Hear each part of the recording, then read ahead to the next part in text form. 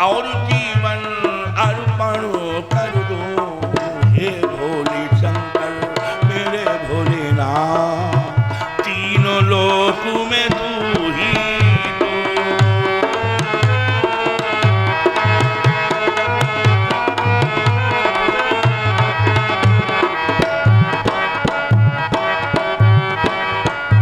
क्या महिमा है भोलेनाथ की।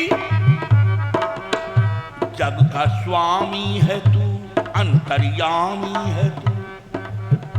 जग का स्वामी है तू, अंतर्यामी है तू। मेरे जीवन की अनुमित कहानी है तू। जग का स्वामी है तू, अंतर्यामी है तू। मेरे जीवन की अनुमित कहानी है तू। तेरा पावन है द्वार, तेरी शक्ति अपार। तेरी पूजा ही मेरा जीवन आधार। धूल तेरे चरणों की लेकर, धूल तेरे चरणों की लेकर जीवन को साकार किया। हे भोले शंकर मेरे भोलेनाथ, तीनों लोक में तू ही तो।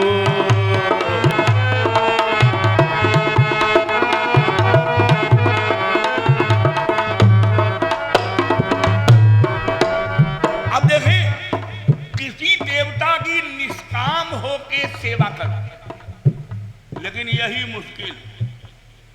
कोई धंधा करो, रोजगार करो, तो पहले लागत लगाओ फिर मुनाफा पाओ। यही तो उसूल है। पहले लागत लगाओ फिर मुनाफा भैया उठाओ। लेकिन भोलेनाथ के दरबार में जो आता है वो मुनाफा पहले मांगता है, लागत बाद में लगाना चाहता है। हैं? हे भोले बाबा, अगर हमारो मुकदमा छूट जाए तो हम कथा करवाई ले। पहले मुकदमा बाबा छुड़वा में तब कथा सुने। हाँ, मुनाफा पहले लागत बाद। किसी भी इष्ट का पूजन, किसी भी इष्ट का आराधन बिना कामना, बिना इच्छा, निष्काम भाव से करके तो देखिए। अपने से सोचो, अगर आपका दरवाजा रोजाना कोई बुढ़ार जाए, गोबर भी उठा के जानवर को घूरे पर डाल जाए, और पिए तुम्हारी न बीड़ी न चाय, तो जब 2-4 महीना वो करिए तो तुम खुद परेशान हुए। वो आखिर जो कत्ती का है, आप बिना स्वार्थ के कोई कुछ करता नहीं। अब ये क्यों कर रहा है और रोज कर रहा है? तो आपकी आस्था, आपकी श्रद्धा स्वयं उधर हो जाएगी। वो कहे या न कहे, उसकी परेशानी का ख्याल रखोगे, हैं? उसकी हर परिस्थिति में शामिल हो जाओगे, क्योंकि वो कहता कुछ नहीं, आपका केवल दरवाजा साफ कर जाता है बिना स्वार्थ। और किसी देवता की निस्वार्थ भाव सेवा करके तो देखो, वो स्वयं परेशान हो जाता है कि मन में है कामना और कुछ चाहूं ना, जिंदगी भर करूं तेरी आराधना। मन में है कामना और कुछ चाहूं ना, जिंदगी भर करूं तेरी आराधना। सुख की पहचान दे तू मुझे ज्ञान दे, प्रेम सबसे करूं ऐसा वरदान दे। तूने दिया बल निर्बल को, अज्ञानी को ज्ञान दिया। हे भोले शंकर मेरे भोलेनाथ, तीनों लोक में तू ही तो। श्रद्धा सुमन मेरा मन बेनु बदरी, और जीवन अर्पण करूं।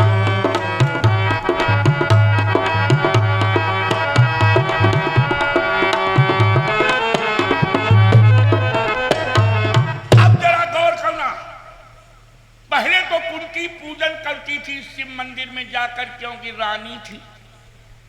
मगर जब दुर्योधन राजा हो गया तो राजमाता गांधारी हो गई। अब नियम के मुताबिक गांधारी ने पूजन करना शिव मंदिर में शुरू कर दिया, आरंभ कर दिया, क्योंकि उसका नियम ही था, या रानी पूजन करे या राजमाता। कुंती रानी नहीं रही, मगर उसने अनुष्ठान नहीं तोड़ा। भगवान शंकर का पूजन अर्चन करने रोजाना कुंती जाती रही और इधर गांधारी भी रोजाना शिव मंदिर में पूजन करके जाती है। गांधारी भी पूजन कर जाती है और कुंती भी रोजाना शिव मंदिर में पूजन करने आती है। लेकिन अभी तक कोई ऐसा संयोग नहीं बना जो दोनों की मुलाकात हो जाए। पहले कुंती, देखें, कुंती पहले की भांति यहां शिव पूजन करने जाती है, लेकिन उसकी गांधारी से मुठभेड़ न होने पाती है, लेकिन उसकी गांधारी से।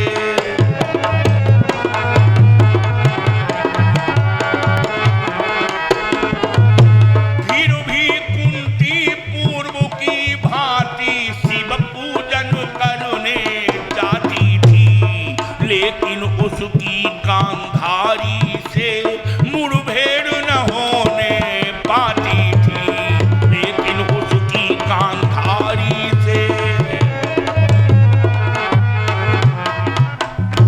दोनों जा रही हैं शिव पूजन के लिए। गांधारी भी रोजाना जाती है, कुंती भी रोजाना अपना पूजन अर्चन करने जाती है। कुंती ने भी अनुष्ठान अपना नहीं तोड़ा। लेकिन कभी ऐसा मौका नहीं मिला जो दोनों की मुलाकात हो जाए। कभी कुंती शिव पूजन करके चली गई तो गांधारी शिव पूजन करने आई, कभी गांधारी पूजन करके चली गई तब कुंती आई पूजन करने। मगर एक दिन ऐसा मुहूर्त आ गया, शिव मंदिर में कुंती भगवान भोलेनाथ की पूजा अर्चना नित्य की भांति कर रही है। देखो, भगवान शंकर मुक्तिदाता है, मुक्तिदाता है, जो सुखों के तलबगार हैं कि हमें सुख मिले। भाई स्वर्ग चाहत कि स्वर्ग में सभी सुख मिलेंगे, मगर भगवान शंकर का भक्त जो है वो स्वर्ग ठुकराता है। वो भोलेनाथ से मुक्ति की कामना करता है। मुक्ति मिल जाने से भी जन्म मरण का बंधन हट जाता है।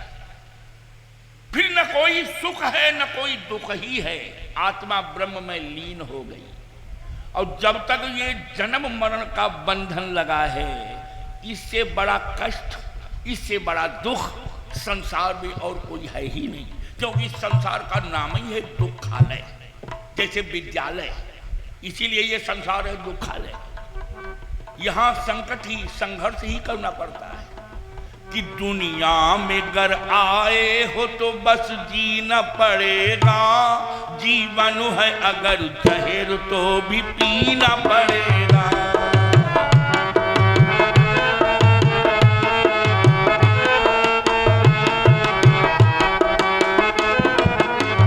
दुनिया में अगर आए हो तो जीना ही पड़ेगा, और जीवन है अगर जहर तो भी पीना पड़ेगा। आज शिव मंदिर में कुंती भोले बाबा का पूजन अर्चन रोज की तरह कर रही है। इधर गांधारी दासियों के साथ पूजन का थाल सजाए। एक दासी हाथ पकड़े गांधारी को टिकाते लिए आ रही, क्योंकि गांधारी जैसी पतिव्रता कौन होगी जिसने पति को अंधा देखा तो सदा के लिए आंख पे पट्टी बांध ली, वो आंख से पट्टी नहीं कभी हटाई। दासियां एक हाथ पकड़े लिए आ रही है तो एक पूजन का थाल लिए आ रही, एक दासी गंगा जल ले आ रही। इधर कुंती भगवान शंकर के शिव मंदिर में पूजन अर्चन कर रही है। भगवान शंकर भोलेनाथ से प्रार्थना कर रही है कि सदा शिवो सर्वो बरोदाता। अब रानी भोलेनाथ कैसे हैं कि सदा शिवो सर्वो बरोदाता, दिगंबर हो तो ऐसा हो।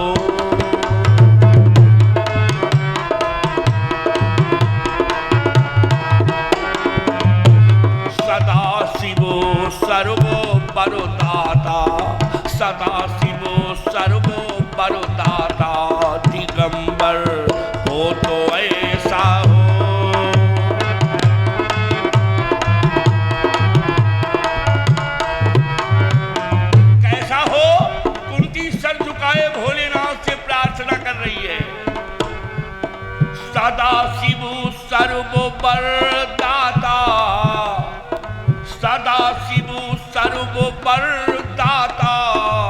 दिगंबर हो तो ऐसा हो, हरे सब कष्ट भक्तों के, हरे सब कष्ट भक्तों के, दयावर हो तो ऐसा हो, हरे सब कष्ट भक्तों के।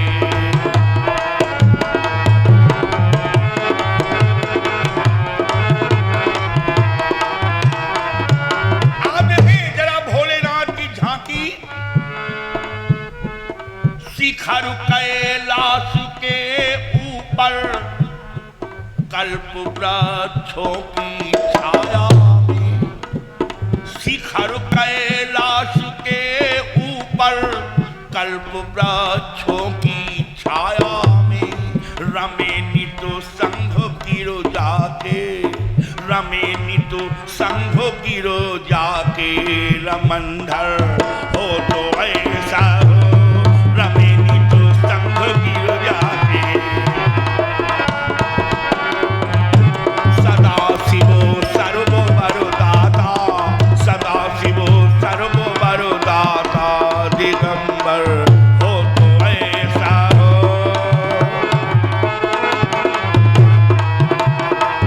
आप देखिए भगवान भोलेनाथ की दयालुता, भगवान भोलेनाथ की दयालुता पे जरा प्रकाश डाले। सिरों को काट कर अपने, रावण भी भगवान शंकर का प्रबल भक्त था, ऐसा वैसा नहीं। उसने खुश होकर भोलेनाथ के ऊपर अपने सरों को काटना शुरू किया। सरों को काट कर अपने किया जब होम रावणों ने, 10 शीश 20 भुजाएं, और जब अपने सर को काट के भोलेनाथ पे अर्पण करने लगा, चढ़ाने लगा, भोले बाबा प्रसन्न हो गए। क्या वरदान दिया? सिरों को काट कर अपने किया जब होम रावणों ने, दिया सब राज दुनिया का, दिया सब राज दुनिया का, दिलावर हो तो ऐसा हो, राज दुनिया का, दिलावर हो तो ऐसा हो।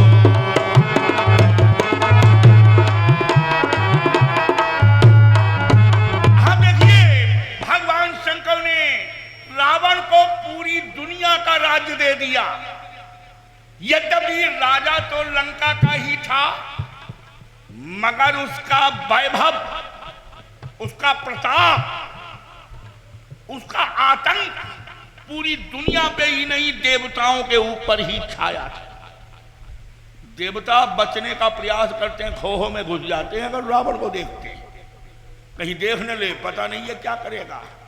और रावण का स्वभाव ऐसे ही समझो जैसे दक्षिण कोरिया के वो किम जोंग ताना सा बादशाह है, उसे देखा कोई स्वभाव समझो, पता नहीं क्या सनक आ जाएगी। सोने की लंका, रावण की प्रतापी सोने की लंका, मगर इसमें आग लगी। क्यों लगी? अब यहां पे बड़ा सुंदर रहस्य हम आपको बता रहे हैं। लंका में आग क्यों लगी और किसने लगाई? हनुमान जी तो मात्र कहने के लिए आगे हैं आग लगाने में। एक बार पार्वती ने कैलाश पर्वत पे भोलेनाथ से कहा कि महाराज आप तो शमशानवासी हो, शमशान पे